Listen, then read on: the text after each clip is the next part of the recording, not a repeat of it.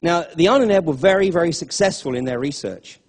And such authors like Nick Cook, in his book, The Hunt for Zero Point, has done a lot of excellent investigative work into what technology the National Socialists were able to develop.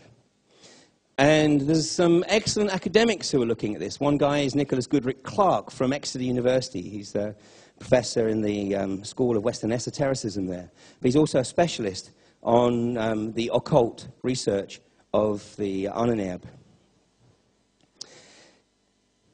There is much black technology that is around that we don't know about. I am going to propose to you that whilst I'm not in any way disputing that there are UFOs that do not originate on this planet, there are certainly UFOs, what we would regard as UFOs, that do. And this technology has probably been around for 50, 60 years. The reason Patton did not go hell for leather for Berlin at the end of the Second World War was because he was instructed to make a beeline for the Skoda factory that was just across the border in Czechoslovakia, because that was where a whole bunch of the German scientists were based who were working on a lot of the esoteric projects. And these scientists were smuggled back to America under an operation called Operation Paperclip. And top of that list was a guy called Werner von Braun, who, of course, ultimately developed the rocket system that allegedly took man to the moon. Has anybody ever wondered why it is that all the moon landings occurred under the Nixon presidency, the most honest president in history? You recognize this symbol as the death head symbol of the SS, except this isn't the death head symbol of the SS. This is the death head symbol of Skull and Bones. Hitler's SS was known as the Brotherhood of Death. Skull and Bones is known as the Brotherhood of Death. And there is another group that we'll look at later that's also known as the Brotherhood of Death. Very, very strange bedfellows. Skull and Bones really came to the fore when George Bush became president, but more so, of course, when he was running against John Kerry, because they were both Skull and Bonesmen. And the media failed to probe this very strange coincidence. Only 15 people are inducted into Skull and Bones in Yale every year. It's estimated that there's something like about 500 and maybe 550 Bonesmen alive. And yet these guys are very much at the top of the tree throughout the powerful organizations in the US. This is my chart of the hierarchy of the brotherhoods in the US. This is the way it works. This is how everybody is kept under control in the US. So, if you don't want to call it the United Soviet States of America, you can call it the United States of Freemasonry. Skull and Bones at the top. They fought long and hard for the ascendancy, and they're there. They have made sure that they have players at the senior level on the Council on Foreign Relations and the Trilateral Commission. Now, Skull and Bones is unique to Yale, so that means there's a hell of a lot of other universities that obviously are not covered by Skull and Bones. And these guys are mocked up by Phi Beta Kappa, which is one of the oldest fraternities in the US. Phi Beta Kappa was established on December the 5th, 1776. It was established by a group of people who were pissed off that they weren't invited to participate in establishing the Declaration of Independence 6 months previously. So Phi Beta Kappa is effectively the subordinate organization that sort of takes care of anybody that wasn't at Yale.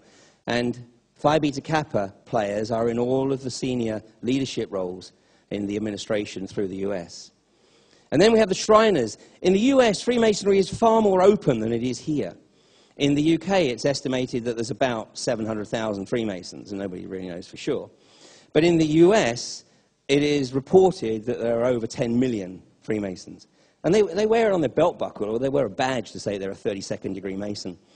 And one of the things that I learned while I was working there is if you really wanted to get anything done, I mean, I wasn't a Mason, I'm not a Mason, never have been, never will be. But if I needed things done, I needed to have a Mason as my right-hand man. So once I actually realized the rules of the game, and I had a 32nd degree Mason as my sort of lieutenant, if you like, then we actually were able to sort of do what I'd gone over there to do. And at the lower level, the blue degrees, right, percolating, just the same as here, the police, business leaders, civil servants. And if you piss anybody off, God help you, because these guys can call all the shots and they can run you out of business. The order out of chaos. They're very, very successful at creating the chaos. And of course, they've been pretty successful so far at offering the solution. But we're starting to see through them. Now, after the Second World War, Eisenhower, in his final speech before handing over the presidency, made the observation that the US needed to beware the power of the industrial military complex. He knew, he had seen it firsthand, the power that had come to the industrial complex because of the need for armaments in particular during the war effort. He knew that these guys were potentially loose cannons. But the coup d'etat was at Dealey Plaza. Ostensibly, America has not been under the control of the president in any way, shape, or form since that day in 1963. I'm not suggesting that the leaders of the UK have any more power. I mean, these guys are the front men. These are the media players. They're not calling the shots. This will be the third year that I've stood on this platform and mentioned this document, the Project for a New American Century, Rebuilding America's Defenses. The document that was published in 2000, September of 2000, 1 year before the Bush election. Sorry, a few months before Bush was elected, because he was appointed in January of 91. But this is the blueprint. This is absolutely the blueprint for everything that has occurred since Bush became the occupier of the White House. There should be no surprises. And of course, the famous phrase on page 51 is that, America really is going to struggle to get the popular support for these ambitious global objectives unless there is some catastrophic and catalyzing event like a new Pearl Harbor.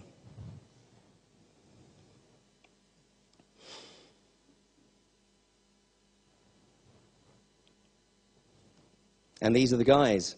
What a bunch. What a bunch of guys. Paul Wolfowitz, of course, he went from being Assistant Secretary of Defense to head of the World Bank, but he couldn't resist dipping his pen in the company ink, and, of course, had to resign a little while ago because he was effectively guilty of nepotism. This is Scooter Lewis-Libby, who was recently found guilty of releasing the name of Valerie Plame, which was an act of retribution for her husband, Joe Wilson, for not actually towing the White House line over the Niger yellowcake issue. And, of course, he was sentenced to jail. He was sentenced to 2.5 years in jail. But the moment that he was sentenced to jail, George Bush overruled the sentence. Immediately, this is a classic indication of the fact that America is under a dictatorship. The president can immediately overrule the legal system. And Dov Zakim, of course, Rabbi Dov Zakim, he's the guy who on September the 10th, 2001, announced to the media that the Pentagon could not account for $2.3 trillion. Small change. The symbolism. We see symbolism of the brotherhoods in Paris very much. We see it in London in a big way. And, of course, we see it in Washington. And we see here the seal of the U.S. on the back of the dollar bill. Here we see Bush waving the dollar bill. And here we see the word Mason, here, M-A-S-O-N, within the inverted pentagram. Here we see the pentagram in the streets of Washington.